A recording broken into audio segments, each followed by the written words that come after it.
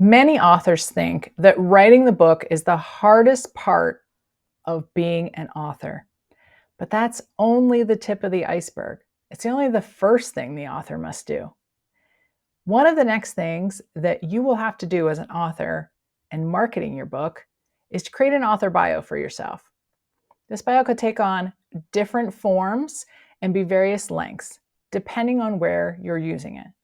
If you're marketing your book, it might focus more on that book in particular. If you're using it for the back copy of your book, it's going to be shorter, not longer. If you're marketing yourself as a speaker, it should highlight those attributes. I've seen my fair share of cringe-worthy bios on the backs of self-published books and some traditionally published books and other marketing materials. So today I'm going to give you 5 tips to create a professional author bio. But first, let's talk about what your bio should not include, okay?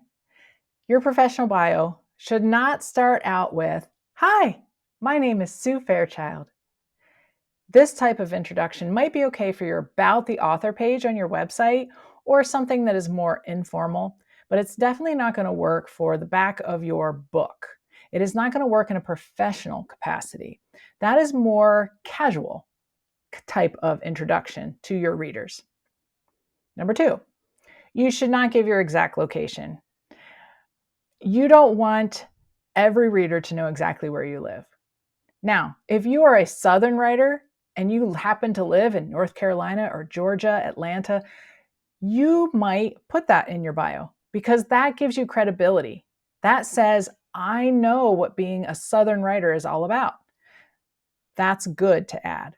But again, don't be too specific. I live on 14 Magnolia Lane, Atlanta, Georgia. No, don't do that. They don't need to know your exact location. Again, if you're writing, say, based in Texas or Maine or some other like state that you happen to be writing about, that is pertinent. Definitely add that. Otherwise, don't worry about it. There's 2 reasons for this. One, because if you do become famous, you don't want a stalker, right? And even if you think, oh, this is my first book, I'm going to put it on there because even if I get famous, no one will see this until later.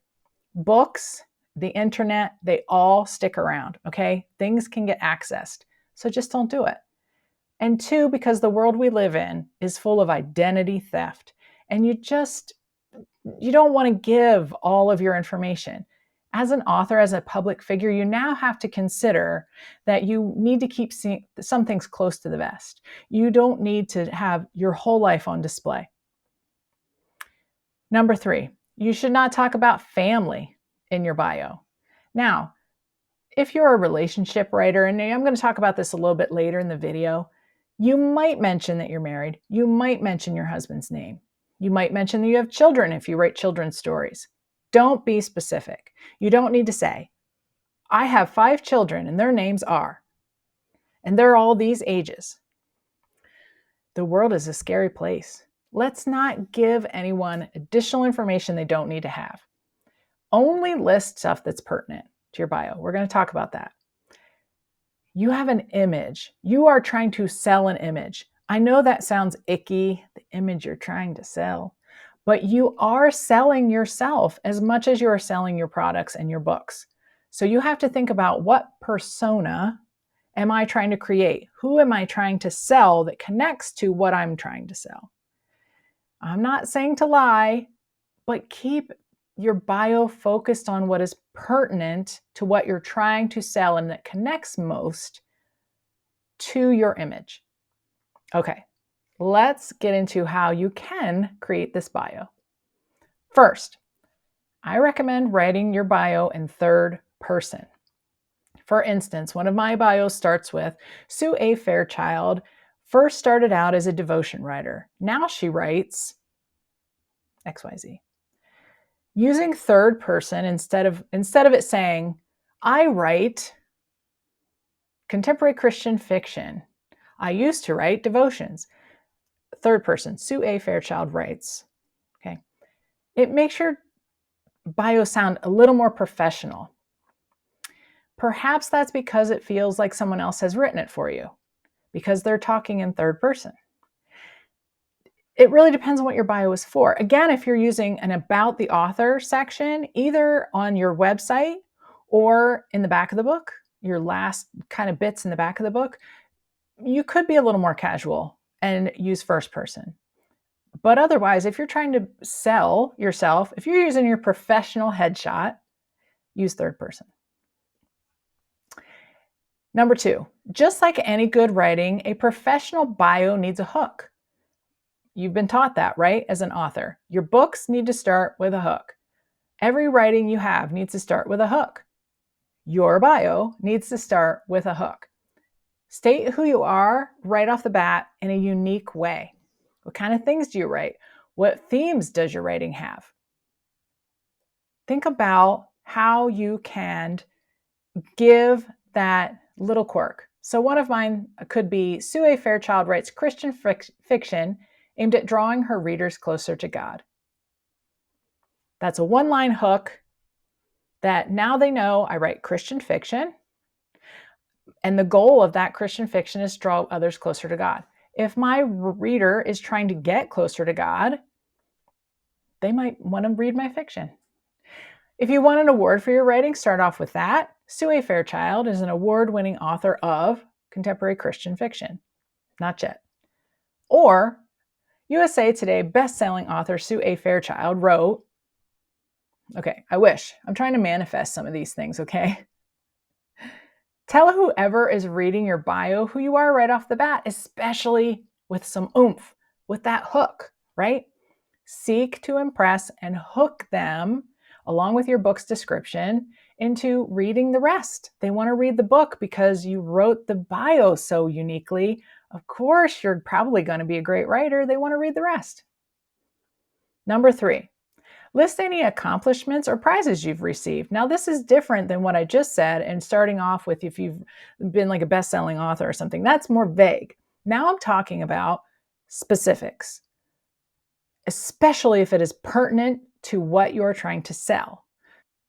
If you're a children's author and you have won awards for children's writing, or you have been working in the children's industry in some way, you are worked with an adoption agency for so many years, or with placing children somewhere, or social worker, or an adoption center, or a daycare center, or you've been a teacher, an elementary school teacher, something that is pertinent, then you want to put that. Maybe you've won awards for being the best elementary school teacher in your school district. I don't know. Add that. Has your book won an award? List that. Has other books similar to this book won an award? List it. If you've won any award that is pertinent to what this book or whatever it is you're trying to sell, you should list it.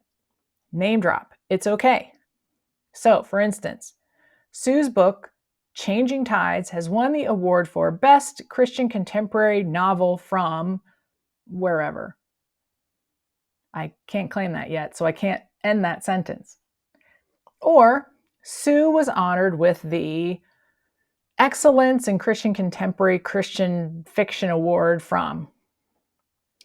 Or, here's one that's true, Sue has been a gold member editor of the Christian Pen since 2014. That is in one of my bios because that's my editor bio. And that is saying, okay, I've been part of this prestigious Christian editing association since 2014. That's been 10 years. I'm a gold member editor, which means, prestige. I've been doing this a long time. It's okay to name drop. You want to, especially if it is pertinent, again, to what you're writing your bio for. Connecting yourself with other valuable and pertinent, recognizable organizations is a good thing, and you've earned it. So announce it. Don't be shy. Number 4, near the end of your bio, put something personal, but not too personal, as I was talking about earlier. This is a personal tidbit about you, but maybe not about your family or where you live. This is going to be something a little more quirky. Especially if you write humor, you want to have like a little humorous tidbit, right? Because that's going to connect. So one of my bios reads, Sue loves helping authors amplify their message and share God's love but also loves puppy snuggles and reading books with no errors. That's personal. That's all about me. I do love helping other authors. That means I'm an editor. And I do love puppy snuggles. Again, I'm not being specific that I even have a dog.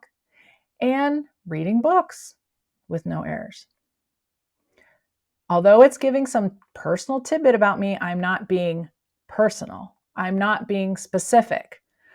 I am just giving little tidbits about myself.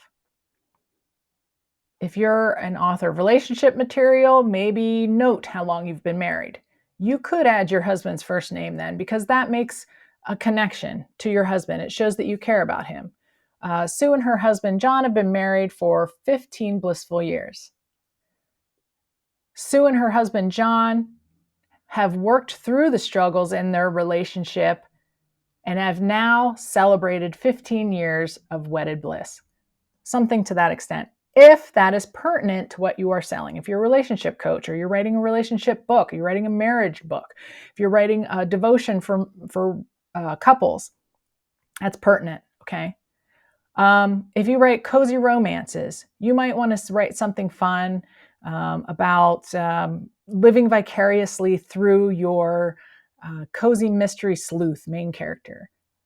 Think about what you've written and how you could connect to it. Be quirky, be funny, even if you're writing serious things, you might want to add a little something that's a little lighthearted so that your author knows that you're real and that you are a personable person and they want to get to know you. You are looking to connect to your reader in every way possible. So that doesn't mean just the book. It means your bio. It means your book description. It means everything that you put out there, you want to be connecting to people. So a little personal tidbit is great.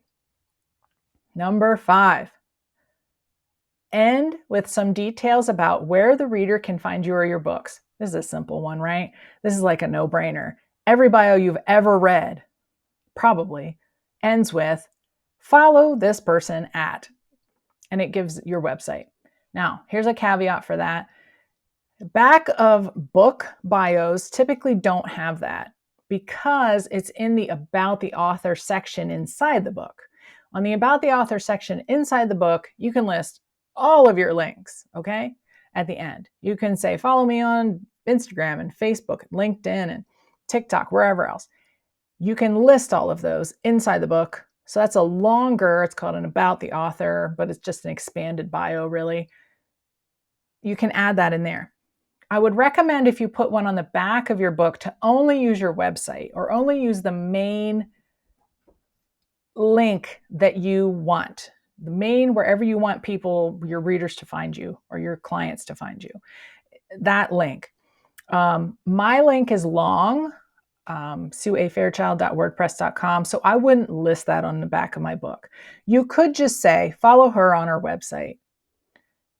They can then go find elsewhere where to find that link. So on the back of a book, your bio probably would not include that. If you are speaking at a conference or being a main speaker somewhere or sharing your product somewhere, you want to make sure that link is there no matter how it is. Ebooks, on the inside of your ebook, it can be the actual link because, on those e-readers, they can all just click and it'll go right to your thing. So you can have every link you want. There's also things called Linktree and Direct Me that can have all your links in one place and give you one link. You can look into that. So that will help you give you shortened links. If you have a longer bio, like I said, you can add all sorts of links. So if you have a space where you want to have a longer bio, add all your links and places for the reader to connect you. But I will say this, little bonus tip, even for the About the Author section. Don't inundate them with links. If you can, stick with 3 main. Where do you hang out the most online? Or where do you want your readers, clients, whatever, to see you first? I always give my website first and I give my Instagram second. That is the 2 places I am the most. They can contact me through my website. They can subscribe to my newsletter through my website. They can read all my blogs through my website. And then Instagram gives them kind of who I am, what I'm doing on a daily basis. So I strive usually just for those 2. Sometimes I give LinkedIn if it is a really professional place that I'm promoting myself to. Again, those longer with multiple links don't belong on the back of your book. So keep those precise. I would say between 4 and 5 sentences only for the back of a book. If you need something shorter, 4 or 5 sentences, space is limited. You really want to use the back of your book to describe the book because that's where you want them to really go. You want them to get ingrained into the book so that they open the book, right? So use your time and your space wisely. I hope these tips help you to write a dynamic and intriguing bio. For more help on author bios, writing tips, writing good works, especially for Christian authors, be sure to subscribe to this channel and my email newsletter, which you can find a link for below. Follow me on all my social media, especially LinkedIn and Instagram, like I said, and my website. Those links are also down below. Have you already written a great author bio? I would love to read it. Put it in the comments below. Remember to subscribe to this channel and click the little bell so you get notifications. I've also listed a great article below that I found some author bio examples. I just think they were really great and I wanted to share it with you. So that's also in the description below. Be sure to check that out for some inspiration. I hope that you are able to use these tips to write a great author bio, and I'd love to read it when you're done, so be sure and leave a comment, and maybe someone else will read it and be inspired. Good luck and happy writing.